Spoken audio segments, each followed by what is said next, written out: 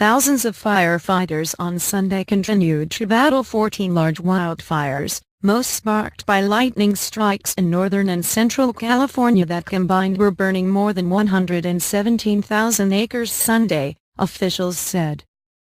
The Eyler and Bald fires in Shasta County have been burning particularly aggressively, said Dennis Matheisen, a spokesman for the California Department of Forestry and Fire Protection. Combined, the two fires have more than quadrupled in size since Saturday morning. The Eyler fire, which covered 22,788 acres and was not at all contained, destroyed 8 residences and on Sunday led to the evacuation of a hospital's long-term care facility. Mayor's Memorial Hospital District's facility in the town of Boerne chose to move its 45 residents, patients with Alzheimer's disease and other similar conditions, to Redding, about 50 miles away, a hospital spokeswoman said.